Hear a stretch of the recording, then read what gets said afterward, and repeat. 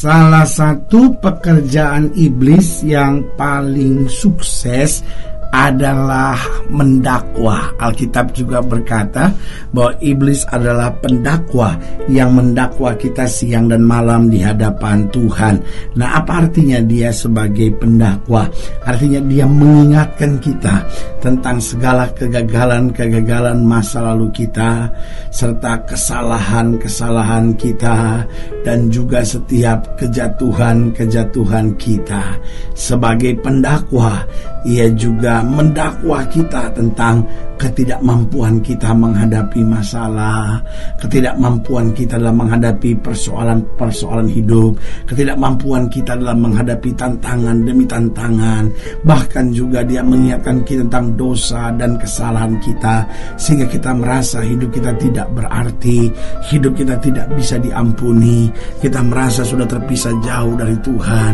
Dan iblis mulai meyakinkan kepada kita bahwa kamu gak kuat menghadapi semuanya, sudahlah bercerai saja, kamu gak kuat hadapi semua, lari saja dengan narkoba, kamu gak kuat ngadapin segalanya, sudah larilah dengan minum mabuk, sudah pergilah ke dukun, kalau gak mungkin kamu atasi. Sehingga iblis mulai mendakwa kita dan berkata, buktinya kamu berdoa, Tuhan gak jawabkan doa kamu karena masa lalu kamu sudah gelap, Tuhan gak bisa buat apa-apa, kegagalan kamu terlalu parah. Saudaraku yang kasih dalam Tuhan, akhirnya kita larut dalam kelemahan, kita larut dalam kesedihan, kita lupa janji Tuhan yang berkata, mari hai kamu yang letih lesu dan berbeban berat, aku akan beri kelegaan kepadamu. Saudaraku yang kekasih dalam Tuhan, jangan mau tertipu oleh segala dakwaan iblis. Ini saatnya kita bangkit dan berkata, aku cakap menanggung segala perkara di dalam Kristus yang memberi kekuatan kepadaku. Haleluya. Selamat datang dalam program kita hari ini, Harinya Tuhan. Sebuah program rohani yang kembali mengingatkan kepada kita betapa pentingnya kita menjadikan firman Tuhan sebagai dasar keseharian hidup kita. Karena selama kita menjadikan firman Tuhan sebagai dasar keseharian hidup kita, langkah-langkah ke depan kita penuh dengan kepastian, kemenangan, berkat, mujizat, dan perkara-perkara besar. Haleluya. Dan dalam program ini memang kita sedang membahas tentang penglihatan keempat setelah kita membahas penglihatan sebelumnya, baik penglihatan pertama waktu kita membahas tentang penunggang kuda, lalu kita masuk pada penglihatan kedua waktu kita membahas 4 tanduk dan 4 tukang besi, lalu kita lihat penglihatan ketiga seorang yang memegang tali ukuran. Maka sekarang kita masuk pada penglihatan yang keempat, yaitu tentang imam besar Yosua. Nah, dalam pembahasan tentang penglihatan keempat, yaitu imam besar Yosua, kita mau sama-sama lihat dari Sakaria pasal 3. Sakaria pasal 3 ayat yang pertama sampai ayat yang ke-10. Sakaria pasal 3 ayat yang pertama sampai 10, demikian firman Tuhan. Kemudian ia memperlihatkan kepadaku imam besar Yosua berdiri di hadapan malaikat Tuhan, sedang iblis berdiri di sebelah kanannya untuk mendakwa dia. Bayangkan, seorang imam besar tetap didampingi oleh iblis untuk didakwa. Begitupun Yesus didatangi oleh iblis untuk dicoba, didakwa. Dan iblis mulai berkata, jika engkau benar anak Allah. Dengan lain kata, iblis mau mendakwa Yesus dan berkata, engkau sebenarnya bukan anak Allah, engkau manusia biasa. Kalau engkau betul anak Allah, robah batu ini menjadi roti. Nah, saudaraku yang kasih dalam Tuhan, jawaban Yesus jelas ada tertulis. Berarti yang bisa menjaga kita, yang bisa membentengi kita dari segala dakwaan iblis hanyalah firman Tuhan. Lalu ayat yang kedua, lihat ya, imam besar Yosua saja berhadapan dengan malaikat Tuhan, iblis datang untuk mendakwa. Ayat 2, lalu berkatalah malaikat Tuhan kepada iblis itu, Tuhan kiranya menghardik engkau hai iblis, Tuhan yang memilih Yerusalem kiranya menghardik engkau. Bukankah dia ini puntung yang telah ditarik dari api? Adapun Yosua mengenakan pakaian yang kotor waktu dia berdiri di hadapan malaikat itu yang memberikan perintah kepada kepada orang-orang yang melayaninya, tanggalkanlah pakaian yang kotor itu daripadanya. Dan kepada Yosua ia berkata, lihat, dengan ini aku telah menjauhkan kesalahanmu daripadamu, aku akan mengenakan kepadamu pakaian pesta. Kemudian ia berkata, taruhlah serban tahir pada kepalanya. Maka mereka menaruh serban tahir pada kepalanya dan mengenakan pakaian kepadanya, sedang malaikat Tuhan berdiri di situ. Lalu malaikat Tuhan itu memberi jaminan kepada Yosua, katanya, beginilah firman Tuhan semesta alam, apabila engkau hidup menurut jalan yang kutunjukkan dan melakukan tugas yang kuberikan kepadamu, maka engkau akan memerintah rumahku dan mengurus pelataranku, dan aku akan mengizinkan kau masuk ke antara mereka yang berdiri melayani di sini.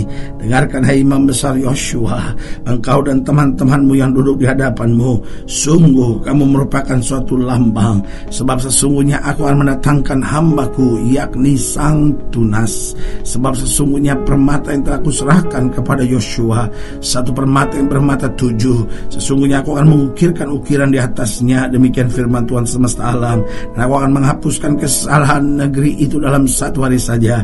Pada hari itu, demikian firman Tuhan semesta alam, setiap orang daripadamu akan mengundang temannya duduk di bawah pohon anggur dan di bawah pohon ara.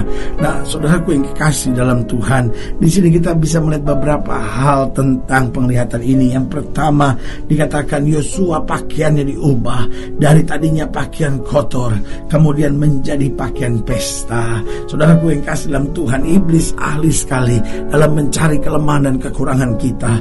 Yosua sedang mengenakan pakaian kotor, didakwa, tetapi malaikat Tuhan berkata, ganti dengan pakaian pesta. Yang kedua, Yosua diperintahkan juga untuk mengenakan serban tahir. Pada zaman itu, jika seorang dinyatakan tahir, maka kemudian di atas kepalanya ditaruh ikat putih, tanda bahwa dia tahir, tanda dia layak untuk masuk bait Allah, tanda dia layak untuk menerima kemuliaan dari Tuhan.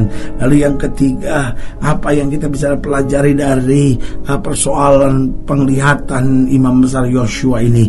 Yang ketiga, bagaimana malaikat memberi jaminan kepada Yosua. Di ayat yang ke-6 dikatakan, lalu malaikat Tuhan itu memberi jaminan kepada Yosua, meskipun iblis mendakwa, tapi malaikat Tuhan memberi jaminan. Dan dalam peristiwa penglihatan keempat imam besar Yosua, yang kita bisa juga lihat, yaitu Yosua menerima permata. Di ayat yang ke-9 dikatakan, sebab sesungguhnya permata yang telah kuserahkan kepada Yosua, satu permata yang bermata 7. Oh, haleluya. Pertanyaannya, dari apa yang dilihat ini, apa rencana Tuhan buat setiap kita? Pelajaran apa yang bisa kita tarik? Yang pertama, itu berarti mengingatkan kita, meyakinkan kita bahwa di hadapan Tuhan kita tidak lagi mengenakan pakaian kotor. Pakaian itu kan bicara tentang perbuatan seseorang. Pakaian itu kan bicara tentang apa yang dapat dilihat dari seseorang. Karena kita nggak bisa lihat hati seseorang, tapi yang bisa kita lihat hanyalah pakaian luarnya. Tetapi saudaraku yang kekasih dalam Tuhan, apa yang terjadi? Tuhan menggantikan pakaian kotor, Tuhan menggantikan pakaian yang lusuh dengan apa? Dengan pakaian pesta. Artinya bicara tentang pesta, bicara tentang sorak-sorai, bicara tentang kemuliaan. Artinya setiap kita orang percaya jangan mau lagi didakwa oleh iblis, karena kita tidak lagi mengenakan pakaian kotor. Pakaian pesta sudah kita kenakan. Betul, masa lalu kita gelap, mungkin kita pernah aborsi, tapi kalau kita mau bertobat, kita minta ampun sama Tuhan, kita bangkit, kita mau berjuang. Mungkin tadinya kita seorang istri piaraan, tapi kalau kita mau bangkit, kita mau bertobat, kita mau berjuang, maka pakaian kotor kita digantikan pakaian pesta. Mungkin kau seorang ibu janda yang mengalami banyak pergumulan, mungkin kau seorang yang sudah pensiun dan merasa semua orang mengecewakan saudara, tetapi ingat, hari ini kita sudah dikenakan pakaian pesta oleh Tuhan. Berarti kita harus bersyukur, kita harus bersuka cita, kita harus terima dengan iman segala yang baik telah Bapa serahkan kepada kita. Lalu yang kedua, bicara tentang penglihatan keempat imam besar Yosua. Pelajaran apa yang bisa kita ambil? Bahwa kita sudah mengenakan serban tahir, berarti kita layak disebut sebagai anak-anak Allah, kita layak disebut sebagai warga kerajaan sorga. Mungkin engkau sedang ada di balik terali besi hari-hari ini, mungkin engkau sedang merasa hidupmu gagal, mungkin engkau sedang merasa hidupmu tidak layak. Saya mau beritahu, itu hanya dakwaan iblis yang mau membuat engkau lemah. Tetapi Roh Kudus mengingatkan engkau akan segala segala kesalahanmu. Roh Kudus mengingatkan engkau, asal engkau mau bertobat dan kembali kepada Tuhan, berbalik dari jalan-jalanmu, maka Tuhan akan mengenakan serban tahir agar engkau dapat berdiri dalam kemuliaan kuasa-Nya. Yang ketiga, bicara tentang penglihatan keempat tentang imam besar Yosua. Pelajaran apa yang bisa kita pelajari? Bahwa kita sudah menerima jaminan. Jangan takut lagi, kita punya jaminan. Jaminan apa? Jaminan bahwa doa kita dijawab. Jaminan bahwa hari esok kita lebih baik dari hari ini. Jaminan apa? Jaminan bahwa segala janji-janji Tuhan akan berlaku buat hidup kita. Haleluya. Dan yang keempat, apa rencana Allah buat setiap kita? Bahwa Tuhan mau kita mengenakan permata. Artinya apa? Berkilau-kilauan. Artinya apa? Oh, artinya kita hidup dengan berkat-berkat yang berkelimpahan. Tuhan gak mau hidup kita terus dalam tekanan dan kekurangan, tapi Tuhan mau hidup kita berkelimpahan sehingga kita dapat bersyukur serta menjadi berkat dimanapun Tuhan tempatkan kita. Haleluya. Saudaraku yang kekasih dalam Tuhan, jika saudara ingin dilayani lebih jauh, hubungi kami melalui telepon, hubungi kami melalui surat, kunjungi website kami, karena kami ada untuk membawa Bapak Ibu saudara senantiasa lebih dekat pada Tuhan dan mengalami kasih kuasa mujizat yang luar biasa. Secara khusus melalui program ini juga saya mau berdoa buat setiap orang yang sakit, setiap orang yang berbeban berat, karena saya percaya bahwa bagi Allah tidak ada perkara yang mustahil. Nah, saudara-saudara yang didoakan secara khusus boleh taruh tangan kanan saudara di dada dan kita akan berdoa. Mari kita berdoa. Bapa, dalam nama Yesus hamba doa untuk setiap pendengar sekalian, mereka yang susah, mereka yang berbeban berat, mereka yang sakit, mereka yang butuh mujizat. Hamba berdoa di dalam nama Yesus, Tuhan jamah. Dan mulai hari ini yakinkan kami bahwa Tuhan sudah mengenakan pakaian pesta, Tuhan sudah mengenakan serban tahir, Tuhan sudah memberikan jaminan bagi kami, dan Tuhan sudah memberikan permata sehingga hidup kami berkelimpahan, jadi terang dan menyatakan kemuliaan Kristus. Di dalam nama Yesus kami berdoa. Haleluya. Amin. Saudara gue yang kasih dalam Tuhan, kita sudah berdoa. Ingat, tidak pernah Allah lalai menepati janjinya. Inilah saatnya buat kita untuk bangkit, bersemangat, bersukacita dalam menghadapi segala perkara, karena kita tahu di dalam Yesus kita lebih daripada orang-orang yang menang. Haleluya.